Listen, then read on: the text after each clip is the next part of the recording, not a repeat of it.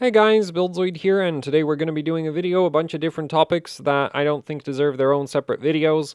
So yeah, let's get into it. Starting off with an update on the Patriot Viper Steel memory kits. Turns out that Patriot just made a mistake, which I don't know how this happens, but apparently they just uploaded like an incorrect spec sheet for the Viper 4400 C9K sticks or 440 C9K sticks. So yeah, it's back to 1939 instead of the 1822 that I had when I was that it had when I was recording this video. Come on, yeah, there, 1822 versus 1919. So yeah, Patriot, like, they straight up sent me an email that, like, they fixed this. So that's great news because that means we can go back to buying their incredibly cost-effective Samsung B die. Though I should point out that that 4400 megahertz, it's not actually 4400 megahertz, but anyway, that DDR4 4400 rated memory kit, those are those are clocked high enough that the XMP is actually not super easy to run. So they're great if you know what you're doing with memory overclocking. They're not great otherwise you kind of want something slower. And everything below the 4000 bin is not B-die, if I remember correctly.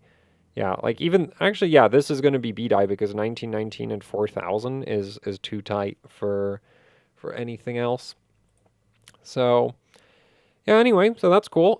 We can go back to buying Patriot's ridiculously cost-effective Samsung B-die kits. And Corsair fixed their website. It's not completely bloody useless. Corsair didn't tell me though, which I'm kind of annoyed about that they didn't, send me a message that they fixed it. What I don't get is, like, how did they? Because the thing is, their website used to always look like this, and then one day, the day that I recorded this video, I go to the Corsair website, I click on a few memory kits, and I'm like, there's no TRCD spec here. And then I click on a bunch of other kits, and it's like, there's still no TRCD spec here. I'm like, did they just decide to remove TRCD specs from their entire website? And the thing is, like, because historically it would always look like this. So I figured, yeah, they released some new memory kits. So, they maybe didn't, like, put the full specs up for them because they're new. So the page is incomplete. But then when I started checking older kits that used to have the TRCD specs, and I was like, where did those go? That's when I was like, wait a minute. They decided to just hide the TRCD specs. So anyway, so it looks like that might not have been intentional on Corsair's part either, as they've just sort of restored the full primary timing specifications to their entire website now. So that's nice, or at least every part that I've clicked of it on it, every part of it that I've clicked on so far. Man, I wish they'd bring these heat spreaders back. I know they were limited edition, but like, or actually, it doesn't even say limited. It just says special. So since they didn't say it was a limited edition, they should bring them back. Wait, the tech specs on these. Okay, so this page is broken. That's great. I guess some of them might not still work. Well, at least all the kits that you can actually buy, I think you can get proper specs. Yeah, so like 18, 19, 19. Funnily enough, this is actually like, or at least used to be a B-die bin for Corsair. 3600, 18, 19, 19. Right now, I think you can also get Nanya memory chips in that, which are kind of fun, and Micron should also be possible. Actually, even Hynix will do that, but Samsung C-die won't do that. So yeah, fun fact about that. But then Corsair also, actually wait, they don't have another? Because they have other kits that are in 3600 CL18. Yeah. And those are, wait, this is also 18, 19, 19. Didn't they have like a bunch of awful 3600s? Did they change that? Or am I just clicking on the wrong kits? Oh, so yeah, this is like a Samsung C-die bin. There. What? See, this is why you need TRCD specs. It makes your life so much easier. It's like, okay, like it admittedly, is this kit like much cheaper than this? Yeah. Well, It's not that much cheaper. But anyway, like, this is why TRCD specs are important, because with this, it's like, this can't be Samsung CDI, because Samsung CDI can't do TRCD 19 at 3600 no matter what you do.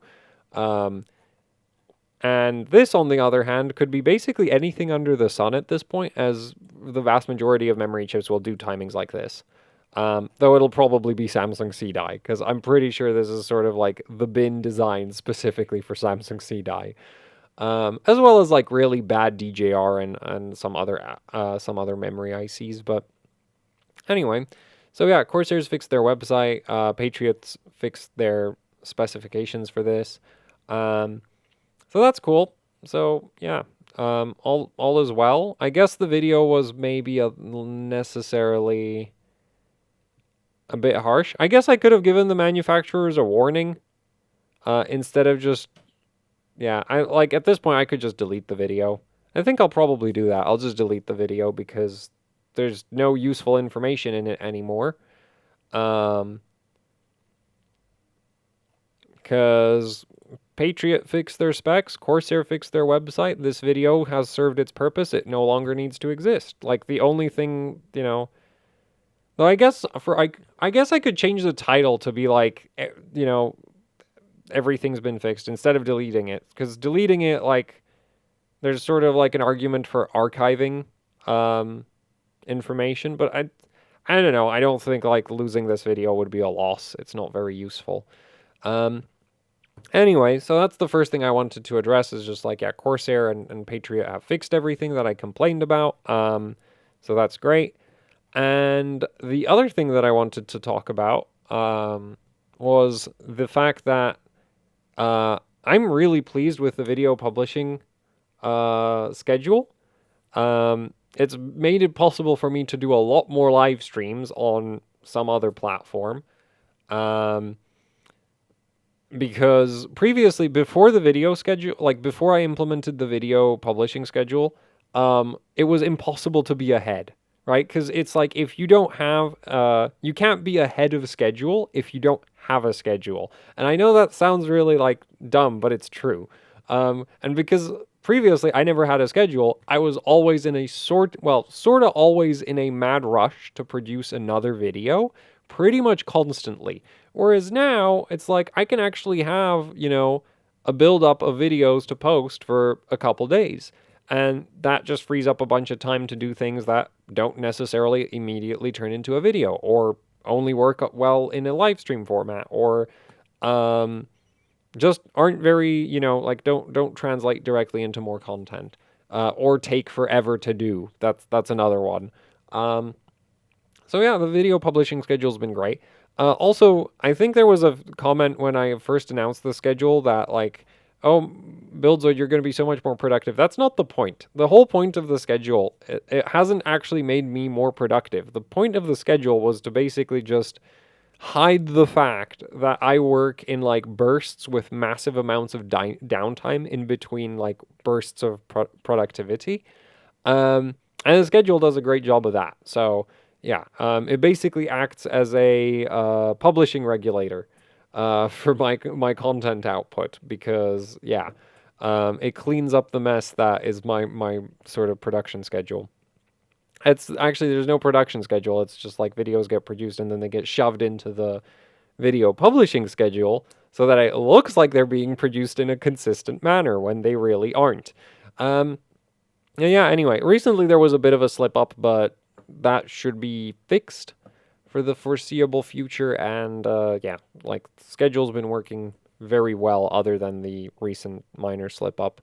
I think technically I'm still like a couple hours behind schedule right now, but then a couple hours doesn't really matter.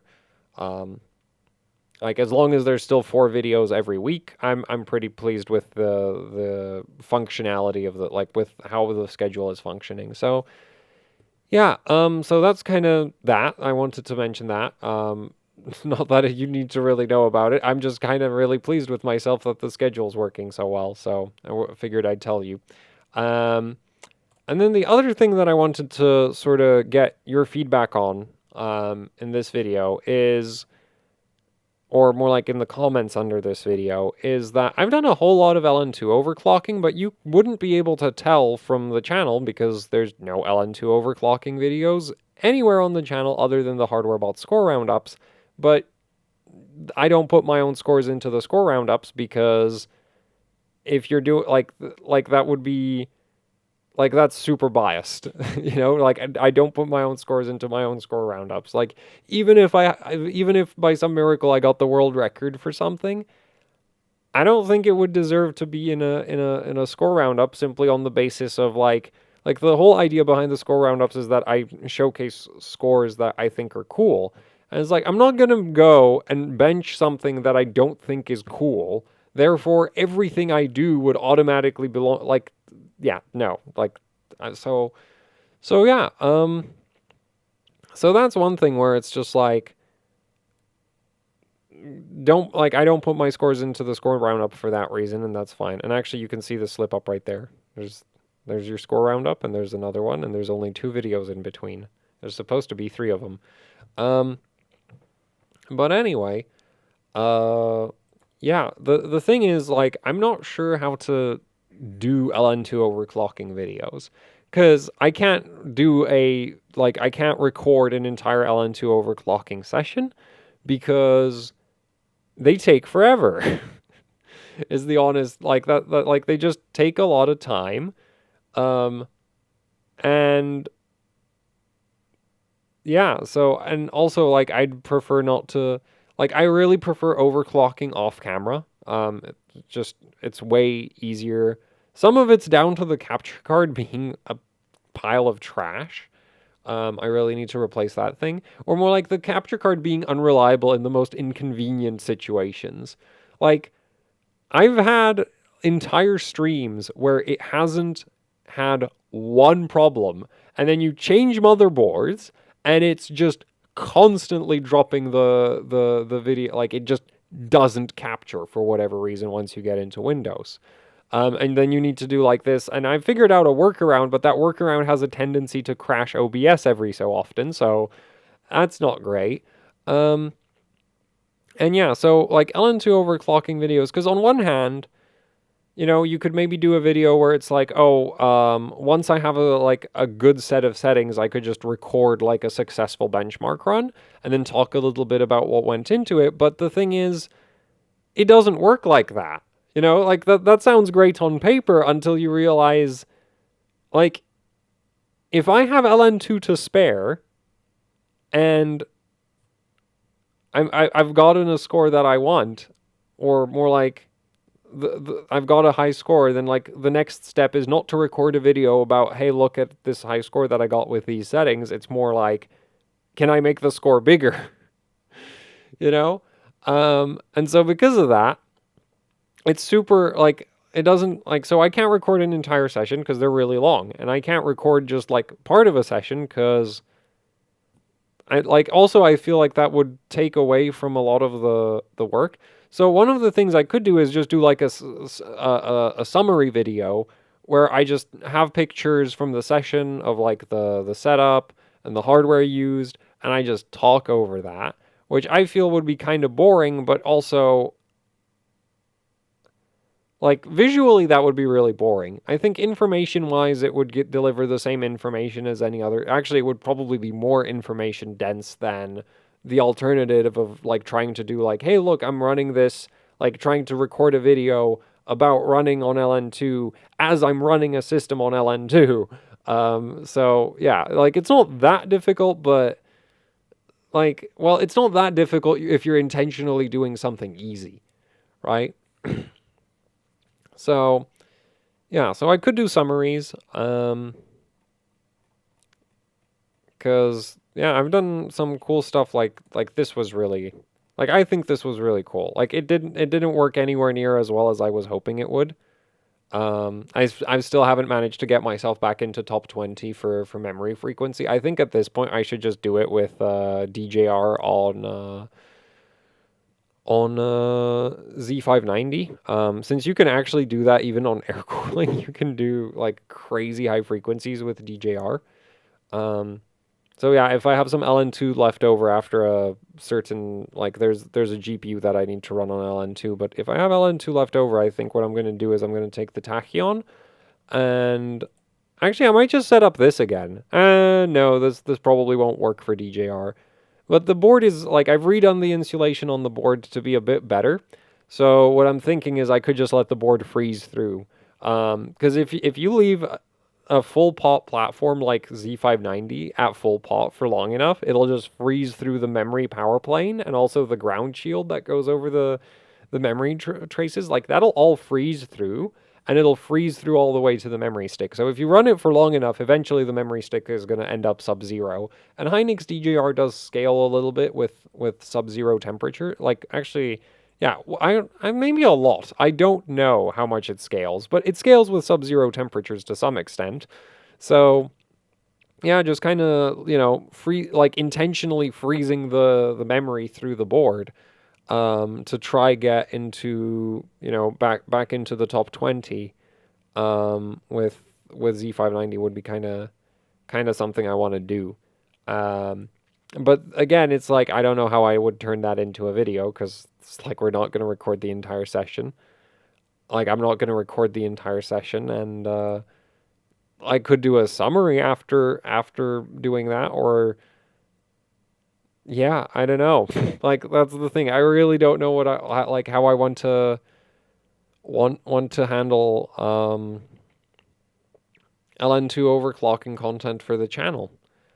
Because basically a lot of to me, most of the content on the channel is like, look at this, I think this is neat. Right, like the 3070 Ti Amp Extreme here, this only got a video because when I saw the PCB for it, I was like, damn, Zotac find it, like, it's a cool card.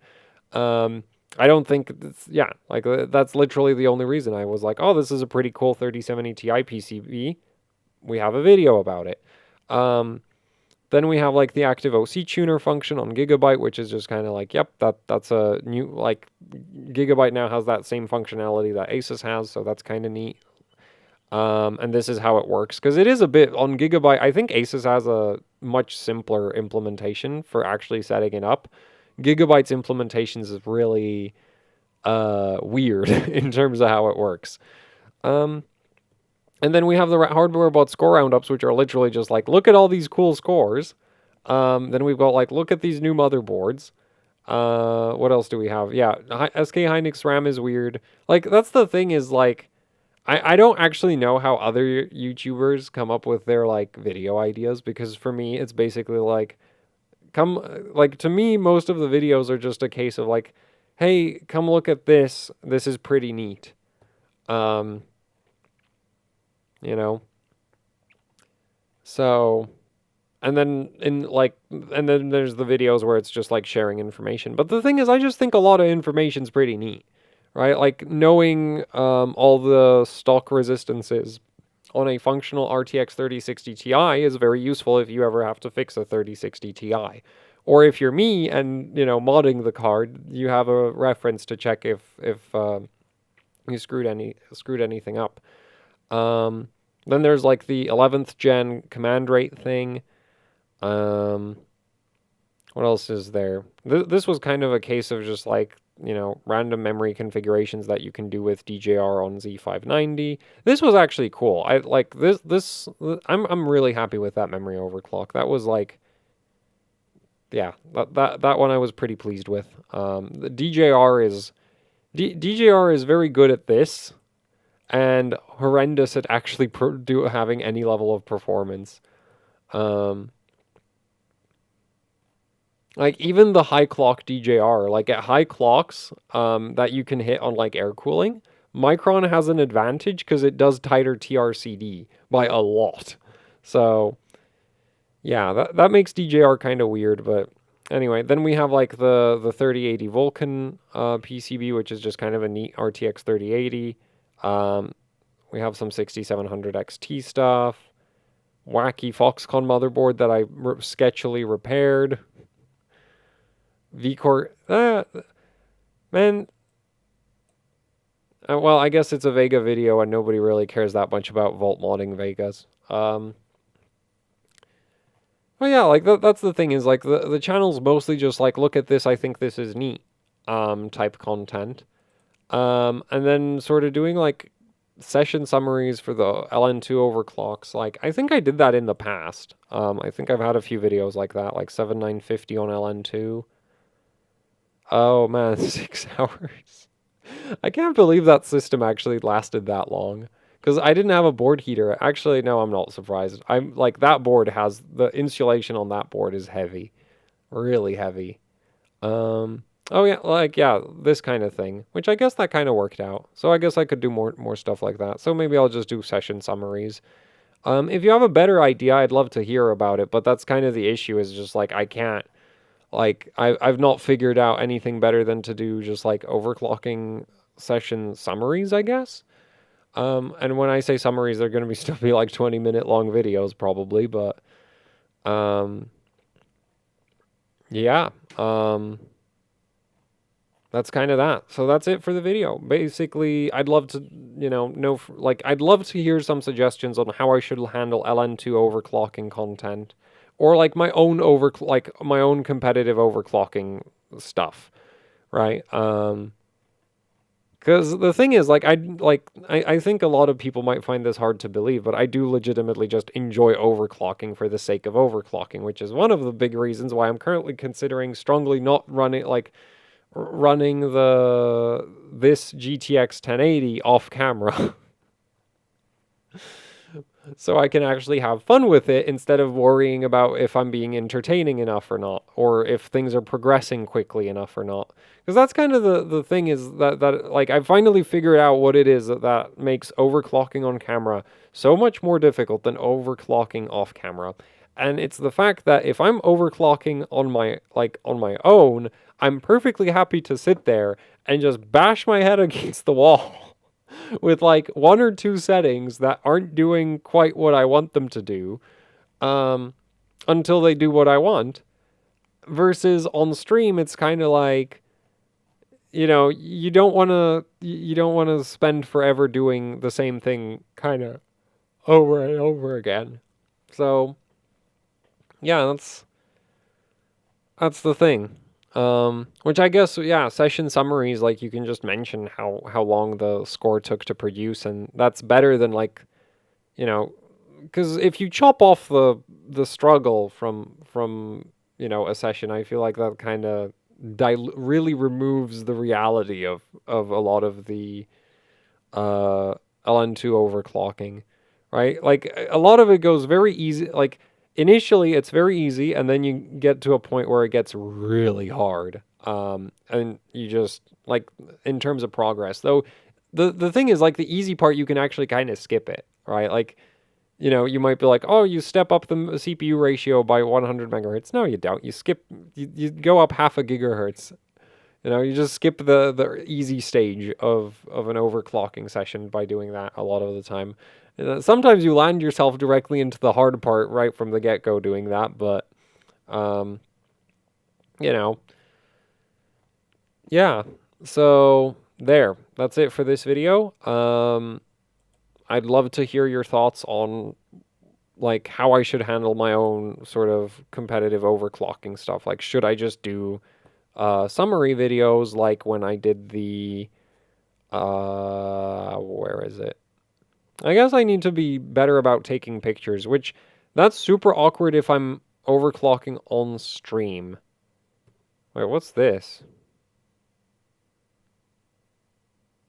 Oh yeah, that was the X299 OC formula. Yeah, like basically videos like this. Where I just have a bunch of pictures and the score to talk about instead of like trying to figure out how to capture the LN2 capture the session on camera. So yeah, that's it for the video. Thanks for watching. Sorry for wasting your time, I guess. There wasn't really anything all that useful in this video. Like, share, subscribe, leave any comments, questions, suggestions down in the comment section below. If you'd like to support what I do here with actually hardcore overclocking, I have a Patreon. There's a link to that down in the description below. There's also the AHOC Teespring store where you can pick up shirts, stickers, posters, you know, the usual YouTuber merch. Both Patreon and Teespring help out immensely with running the channel, so it would be much appreciated if you'd check the links out to them. And yeah, that's it for the video, so thank you for watching, and goodbye.